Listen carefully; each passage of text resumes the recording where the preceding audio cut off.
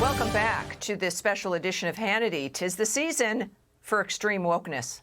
At least that's the case at one church in England, where the classic Christmas hymn, God Rest Ye Merry Gentlemen, was rewritten to include left-wing lyrics like, God rest you queer and questioning. Your anxious hearts be still. I'm sorry. We just can't. I mean, come on. But there's plenty of wackiness to go around back here at home, too, where our own U.S. Marines could soon be told not to address their superiors as sir or ma'am in order to avoid, are you ready, misgendering them. The University of Pittsburgh was paid $2 million by the Marines to come up with recommendations like this one. Or, for more woke madness, just look to Detroit, where a school board just voted to remove the name of Presidential Medal of Freedom recipient and former HUD Secretary Ben Carson from a public high school because he's a Republican.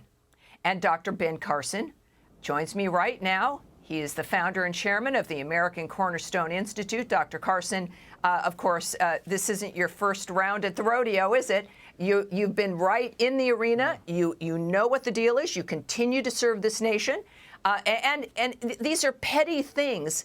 But when it comes to, as an example, conservatives on campus and the nature of, I think you probably heard about Stanford issuing this list of forbidden words. And what, it was meant for, their IT group, and you couldn't say American because that, would upset the rest of the countries in North America. I mean, it gets down to being kind of like a pathology or a pathological obsession. What is your take on our direction here these days? Well, thank you, Tammy, and Merry Christmas. Thank you. The first time I spoke at the National Prayer Breakfast in 1997 about the fact that political correctness, if we continued along that pathway, was going to destroy our nation. It has continued to get worse. Now it's morphed into wokeness. And we have a situation on our college campuses where students are afraid to express themselves. Conservative students are. College is supposed to be a place where you explore and you have an opportunity to discuss certain things so that you can determine which way you're going. And basically what's happening is people are being shut down. And it doesn't have to be the government that shuts down your freedom of speech. Big tech, social media, college professors can shut down your speech. And if the government is compliant with that, it's the same as if they're doing it. And we, the American people, should be outraged about that. Our freedoms come from God.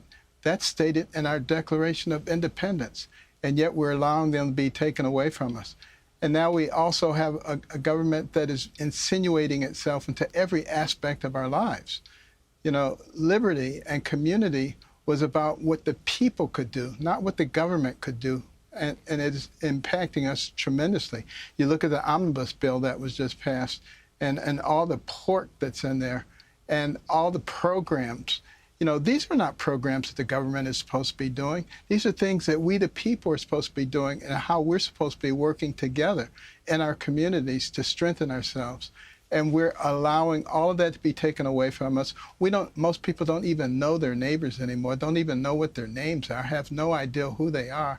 All of these things are changing us from the dynamic and innovative people that we used to be. We had a system that encouraged innovation and entrepreneurship.